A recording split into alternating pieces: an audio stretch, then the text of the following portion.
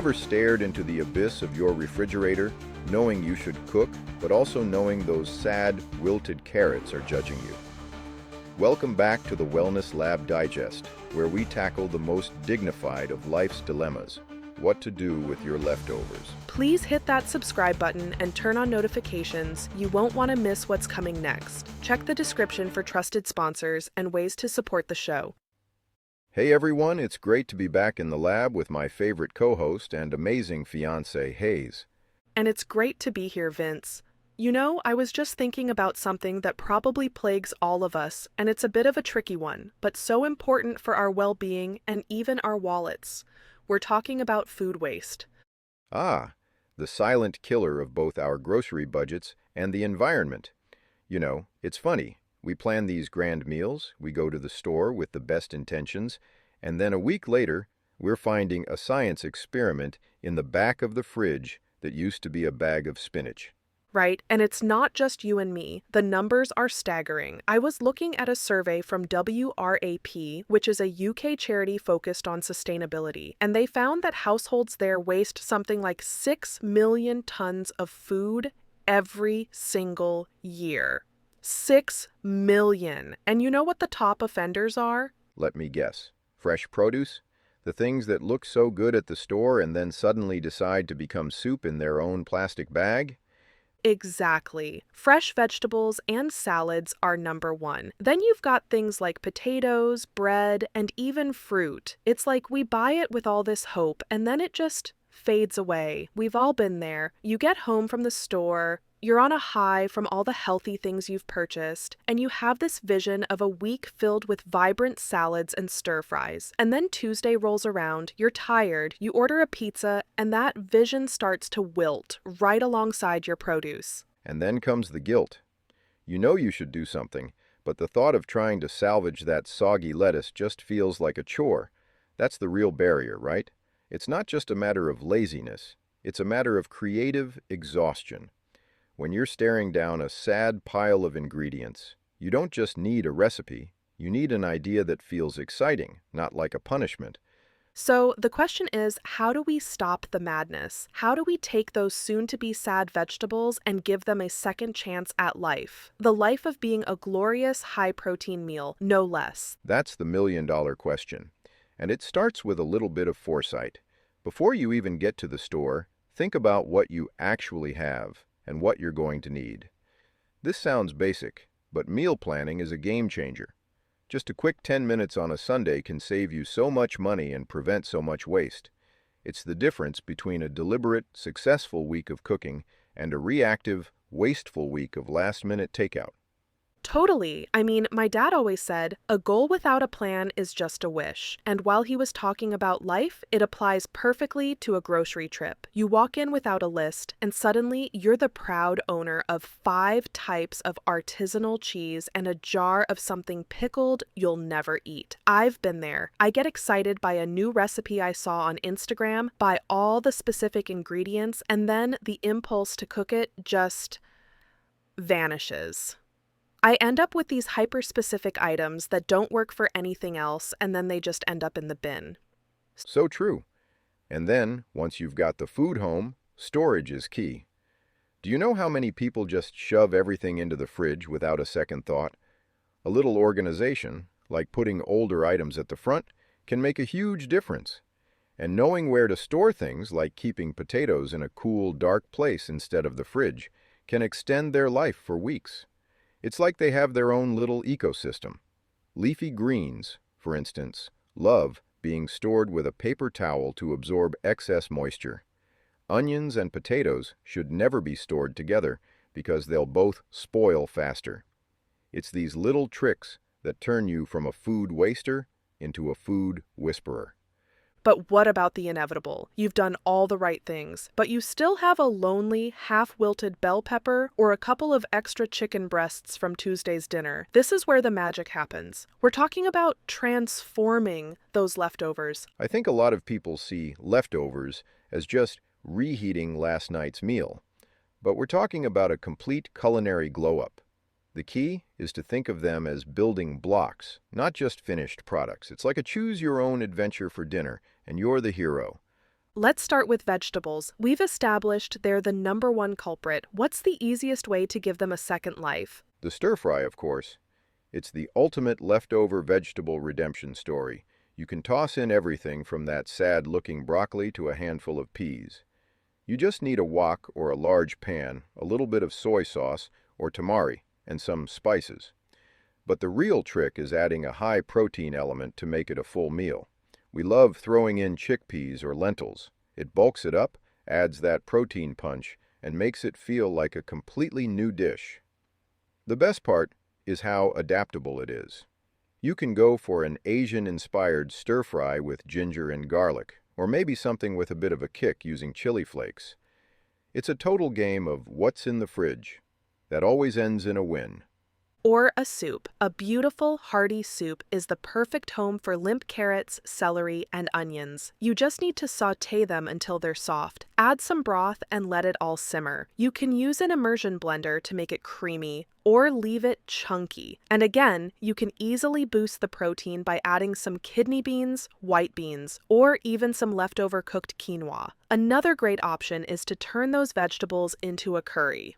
You just need a can of coconut milk and some curry paste. And just like that, those sad vegetables have become a rich, flavorful, and incredibly satisfying meal.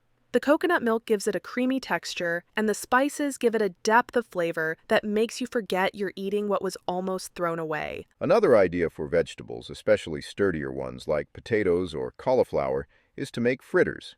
Just grate the vegetables, mix them with a little flour or a binder like an egg, and then pan-fry them. You can add herbs, spices, and even a little bit of cheese. They're crispy on the outside, tender on the inside, and they make a great base for a side of Greek yogurt or a dollop of sour cream. And for the protein, you can mix in some crumbled tofu or a spoonful of a high-protein flour, which elevates it from a side dish to a main event. Okay, let's move on to the next major offender, potatoes. They're so versatile, but we always seem to have a few extra. What's the high-protein solution for that? Easy. A frittata. It's a super simple egg dish that's basically a blank canvas.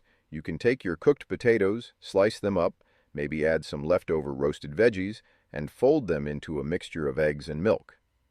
Pour it all into a pan, cook it on the stovetop for a few minutes, then finish it under the broiler. It's perfect for a weekend brunch, a quick lunch, or even a light dinner, and you're using up those leftovers like a pro. The beauty of the frittata is that you can add so many other leftover items. Leftover cooked bacon or sausage? Throw it in. A bit of cheese that needs to be used? Perfect. It's the ultimate everything but the kitchen sink meal. I'm picturing a whole fridge cleanup in one frittata. The possibilities are endless. Okay, what about bread? That's always a tough one. Stale bread is just stale bread. That's where you're wrong, Vince. Stale bread is just bread waiting for its big break. You can make it into croutons. Just cut it up, toss it with some olive oil and herbs, and bake until golden. Or, for something more adventurous, you can make panzanella, a classic Italian salad that uses stale bread to soak up all the delicious juices from tomatoes and vinaigrette. The bread softens but doesn't turn to mush, and it becomes this incredible vehicle for flavor. For a sweeter option, there's always bread pudding, which is basically an excuse to eat dessert for breakfast. And you can get a protein boost by using a high-protein milk alternative or even a scoop of unflavored protein powder in the pudding mixture. Now for the last one on our list, and the one that probably holds the most heartbreak, fruit. You buy a bunch of bananas, and before you know it, they've gone from perfectly yellow to suspiciously brown. What's the move there? The smoothie, of course. Overripe fruit is actually perfect for smoothies because it's extra sweet and soft. Just peel your sad banana, throw it in the blender with some berries, a handful of spinach for some greens, a scoop of protein powder, and maybe a splash of almond milk. You've just turned food that was about to be composted into a high-protein, nutrient-packed breakfast. You could also make a simple compote or jam by cooking the fruit down with a little sugar or a natural sweetener. This is a great way to preserve fruit that's about to go bad, and you can use the compote as a topping for oatmeal or yogurt later in the week. You know, the core of this whole conversation is about being resourceful. And it's not just about saving money or the planet, it's about making sure your body gets the fuel it needs.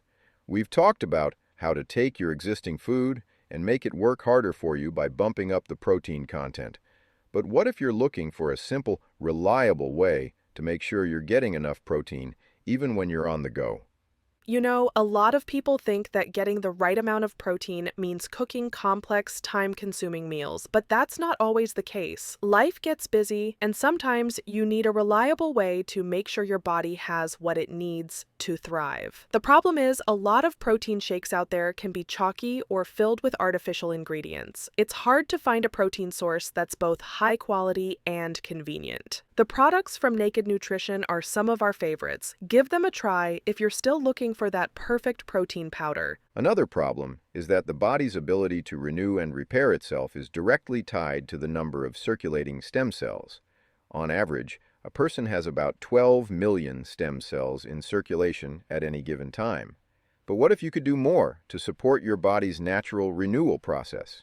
This is where STEM Active comes in. This premium stem cell supplement contains powerful ingredients that have been studied and proven to increase the number of circulating stem cells in your body. For example, a specific variety of aloe from Madagascar, Madagascan aloe macroclada, has been clinically shown to increase circulating stem cells by an average of 40% to 60%, and a dose of sea buckthorn berry extract alone can increase them by 33%. STEM Active also contains other key ingredients like Klamath blue-green algae, L-theanine for mental focus, and coffee bean extract with antioxidants. It's a Global 100 2024 winner, made in the USA, and is also vegan, natural, gluten-free, dairy-free, and nut-free. To get your own supply, scan the QR code on your screen or click the link in the description. And with a money-back guarantee, there's no risk to give it a try. But to pick up where we left off, it's about making smart choices that fuel your body and your lifestyle,